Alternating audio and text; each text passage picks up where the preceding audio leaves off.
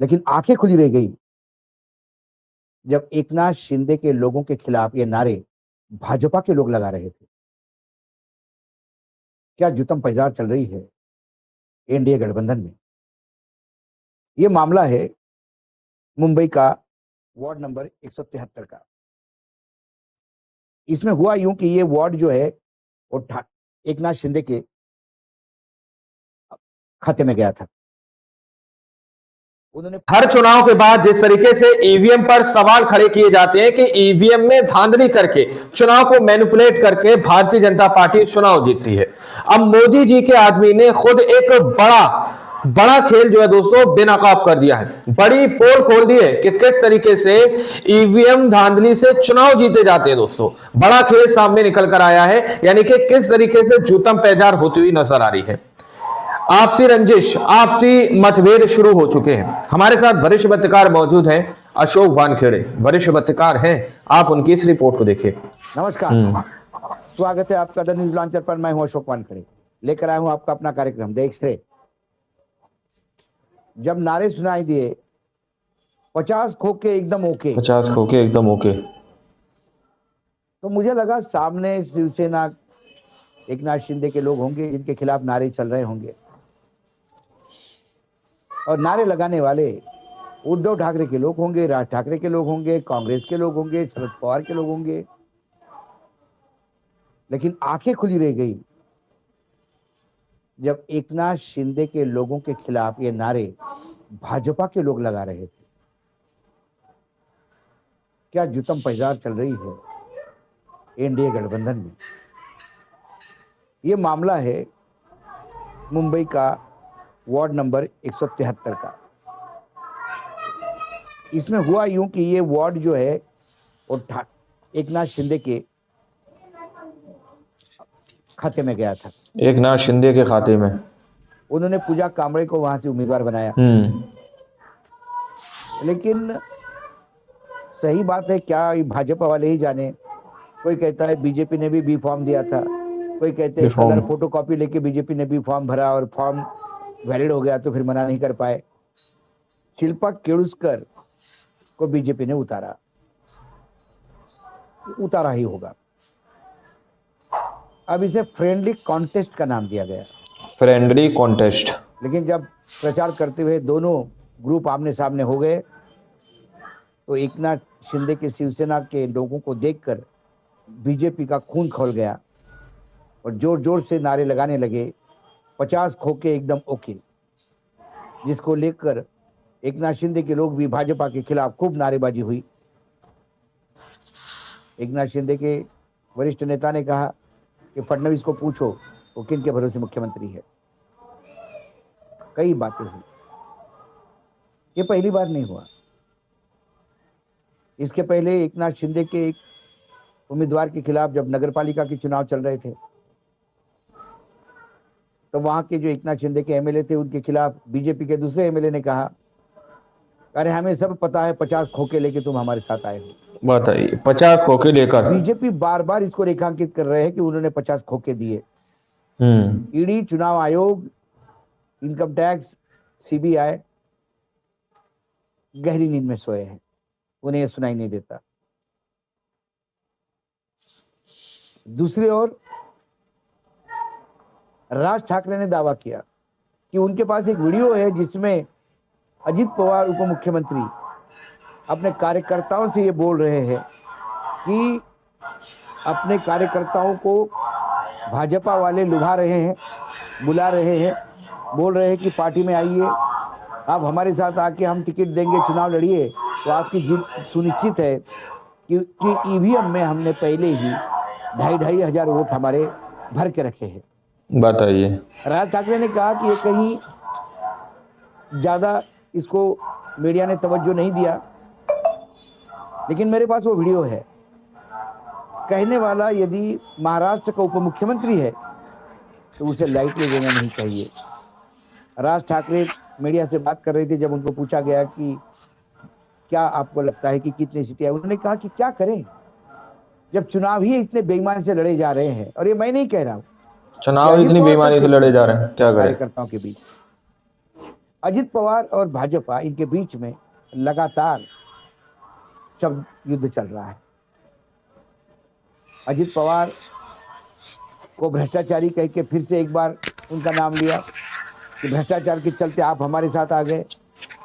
उन्होंने कहा कि जो आरोप लगा रहे थे वही मेरे साथ बैठ के सरकार चला रहे हैं मुझे साथ लेकर। इसके मायने क्या है? अजित पवार और शरद पवार दोनों कुछ जगहों पे एक साथ लड़ रहे हैं। इसको लेकर भी उन्होंने कहा कि स्थानीय पार्टी कार्यकर्ताओं को लगा कि साथ मिलकर चुनाव लड़ना फायदेमंद होगा, इसलिए हम लड़ रहे हैं और हमारा ध्यान ज्यादा सीटें लेने के लिए है। और फिर अजित पवार एक एजेंसी से बात करते हुए दार्शनिक हो जाते हैं। दार्शनिक हो जाते हैं। वो दार्शनिक इसलिए कि अपने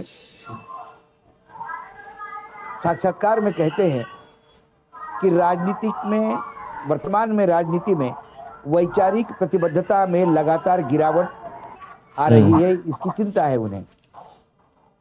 राजनीतिक वैचारिक प्रतिबद्धता, अब वो पूरे जीवन भर बीजेपी के खिलाफ विचार लेके चले और अंत में बीजेपी के सगे हो गए। उनको शायद अपने बारे में चिंता है।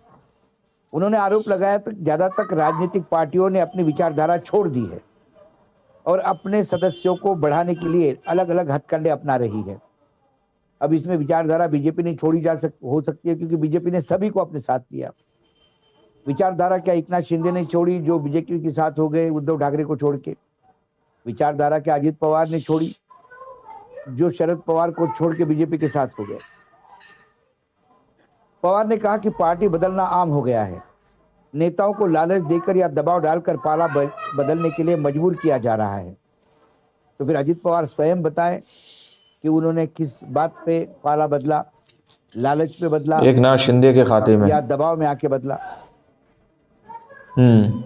उन्हें पुणे पिंपरी चिंचवड़ में स्थानीय बीजेपी नेतृत्व पर हमला जारी रखा।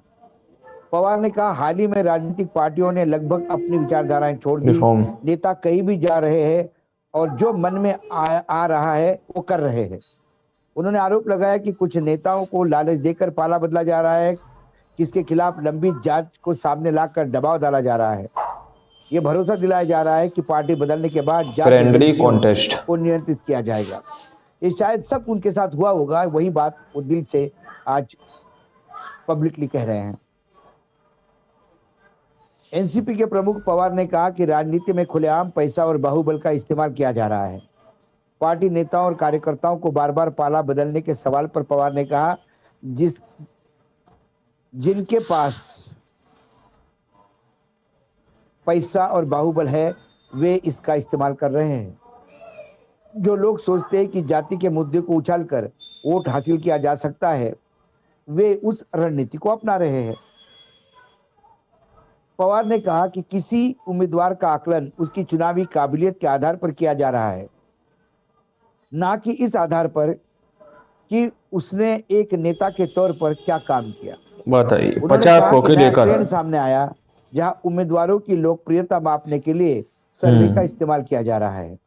आने वाले नगर निगम चुनाव से पहले उन्होंने कहा कि सर्वे का इस्तेमाल ये चेक करने के लिए किया जा रहा है कि किसी खास इलाके में सबसे लोकप्रिय उम्मीदवार कौन है। अगर वो व्यक्ति विरोधी पार्टी का है तो उसमें उसे पार्टी में लाने की कोशिश की जा सकती है।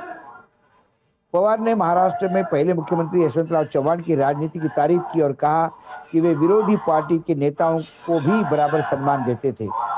वे फंड बांटते समय ये नहीं सोचते थे कि वो व्यक्ति विरोधी पार्टी का है या नहीं। हालांकि पिछले कुछ वर्षों में बदले की राजनीति आ गई है, ऐसा नहीं होना चाहिए। बताइए 100 चूहे खा के बिल्ली हज को जा रही है। ये वही व्यक्ति है जिसने अपने भाषण में कहा कि यदि यहाँ हमारी पार्टी चुनाव हारती है तो मैं आपको फंड नहीं दूंगा क्योंकि मैं वित्त मंत्री हूं। तब उसका जवाब बीजेपी के चंद्रकांत दादा पाटिल ने दिया ये बोल के कि तिजोरी किसी के भी पास हो, तिजोरी की चाबी हमारे पास है और हम ऐसा होने नहीं देंगे। जो आदमी ये खुद धमकी दे रहा हो, जिसके ऊपर बार बार उद्धव ठाकरे के सरकार में भी जिस पे आरोप थे कि वो सिर्फ चुनाव इतनी बेईमानी से लड़े जा रहे हैं, क्या करें। उसके बाद जब 2.5 साल के लिए मुख्यमंत्री बने एक नाथ शिंदे, तब भी उन पे आरोप था कि वित्त मंत्री अजित पवार अपने अपने लोगों को बांटते हैं और दूसरों को डांटते हैं। और जब तीसरी बार वित्त मंत्री बने देवेंद्र फडणवीस के साथ, तो देवेंद्र फडणवीस जी को सारी फाइलें अपने थ्रू मूव करवानी पड़ी, सिर्फ यही देखने के लिए कि जो पहले खेल दादा करते थे वो अब न हो। और दादा अब इस बात को लेकर चिंतित है कि बदले की भावना से किया जा रहा है। बीजेपी के स्थानीय नेतृत्व की आलोचना की और आरोप लगाया कि पिछले 8-9 वर्षों से भारी खर्च के बावजूद उनकी दूरदर्शिता की कमी ने दोनों नगर निकाय को संकट में डाल दिया है। हालांकि राज्य में सत्ताधारी महायुति गठबंधन में सहयोगी होने के बावजूद बीजेपी और एनसीपी दोनों शहर में नगर निगम चुनाव अलग अलग लड़ रहे हैं। दार्शनिक हो जाते हैं। बीजेपी पवार से प्रचार के दौरान सहयोगियों को निशाना न बनाने की अपील कर रही है। पवार ने दावा किया कि पिंपरी चिंचवड़ नगर निगम में 2092 में 2017 से बीच एनसीपी की सत्ता थी, तो योजना के मुताबिक विकास हुआ, लेकिन 17 से 22 तक बीजेपी कार्यकाल में भ्रष्टाचार व वित्तीय कुप्रबंधन ज्यादा हुआ। पवार ने दावा किया कि 92 से 17 तक पिंपरी चिंचवड़ का विकास बारीकी से योजना के साथ किया गया। अच्छे वित्तीय प्रबंधन और सक्षम नेतृत्व के कारण निगम एशिया का सबसे अमीर नगर निगम बन गया। हमारे कार्यकाल के दौरान कर्ज लेने या बॉन्ड जारी करने की कोई जरूरत नहीं थी। उन्होंने आरोप लगाया कि बीजेपी के नेतृत्व वाले पिछले कार्यकाल के दौरान बॉन्ड जारी किए गए। उन्होंने स्मार्ट सिटी प्रोजेक्ट, साफ सफाई अभियान और कचरा प्रबंधन से जुड़े कामों में अनियमितता का दावा किया और बहुत सारी बातें कही कि पिछले 9 वर्षों में लगभग 60,000 करोड़ खर्चा किए गए। प्रशासनिक खर्चा 30-35% है, यानी 20 करोड़, तो 40 करोड़ रुपए के विकास के काम होने थे, लेकिन वो जमीन पे दिखाई नहीं देते। ये आरोप मतलब कभी कभी मुझे हंसी आती है। ऐसा ही आरोप एक नाथ शिंदे के खाते में जब वो इरिगेशन मंत्री थे और तब पृथ्वीराज चौहान मुख्यमंत्री थे कांग्रेस के। तब इकोनॉमिक सर्वे आया था महाराष्ट्र का और उसमें कहा गया था कि 17,000 करोड़ सिंचन पे खर्चा हुए, लेकिन सिंचन की जो कैपेसिटी है वो नहीं के बराबर बढ़ी। तो ये 17,000 करोड़ गए कहाँ? इसी को 17,000 करोड़ का घोटाला बोलते हैं। दादा ने उसके बाद इस्तीफा दिया। उसके बाद फ्रेंडली कॉन्टेस्ट के चलते एक व्हाइट पेपर रिलीज किया गया। उसमें ये कहा गया कि इसमें दादा की गलती नहीं, 17,000 करोड़ खर्चा हुए, इसके बारे में कोई जिक्र नहीं, लेकिन 17,000 करोड़ खर्चा होने के बाद सिंचन कोई बढ़ा नहीं, इस पे भी व्हाइट पेपर मौन था। और दादा फिर शपथ लेके मंत्री बने। अब जब अजीत दादा ऐसी बात करते हैं तो लगता है कि वो दार्शनिक हो जाते हैं, जब वो विरोध में जाते हैं। और जब ये 15 तारीख को जब ये चुनाव निपट जाएंगे, फिर दादा वही बीजेपी के साथ गले में गला डाल के सत्ता का मक्खन खाएंगे। जब मैं देखता हूं तो मुझे एनडीए गठबंधन में अलग अलग विचारों के साथ एक दूसरे के खून के प्यास से ये लोग फिर सत्ता का मक्खन खाने गिद्ध जैसे बताइए 50 खोखे लेकर। आज एक्सरे में इतना ही, कल फिर आता हूँ किसी विषय के साथ। तब तक के लिए नमस्कार, देखते रहिएगा द न्यूज लॉन्चर। दोस्तों, आप लोगों ने इस वीडियो को शुरू से आखिर तक देखा। वीडियो के अंदर साफ तौर पर बात की गई है कि किस तरीके से मोदी जी के पार्टनर ने, जिसको मैंने स्टार्टिंग में कहा कि मोदी जी के आदमी ने, मोदी जी के पार्टनर ने किस तरीके से ज्ञानेश कुमार की मशीन की पोल खोलकर रख दी। दोस्तों, विपक्ष जिस चीज को लेकर बार बार दावे करता है कि ईवीएम में धांधली की जाती है, ईवीएम से चुनाव को मैनिपुलेट किया जाता है, इस चीज का बार बार ईवीएम को लेकर विपक्ष आरोप लगाता रहता है। लेकिन अब मोदी जी के आदमी, मोदी जी के ही पार्टनर सीधे तौर पर इस बात का खुलासा करते हुए नजर आते हैं, जो कि अपने आप में बहुत बड़ा खुलासा है, चौंका देने वाला खुलासा। दोस्तों, इस पर तो बड़ी बड़ी डिबेट्स होनी चाहिए थी, लेकिन गोदी मीडिया के अंदर तो सन्नाटा पसरा हुआ है, सन्नाटा। गोदी मीडिया ये रिपोर्ट नहीं दिखा रहा आप लोगों को। बाकी आप लोगों ने इस रिपोर्ट को देखा सुना, आप लोग इस रिपोर्ट के बारे में क्या सोचते हैं, क्या समझते हैं, अपनी राय कमेंट सेक्शन में जरूर दीजिएगा। अगली वीडियो में, जब तक के लिए जय हिंद, जय भारत।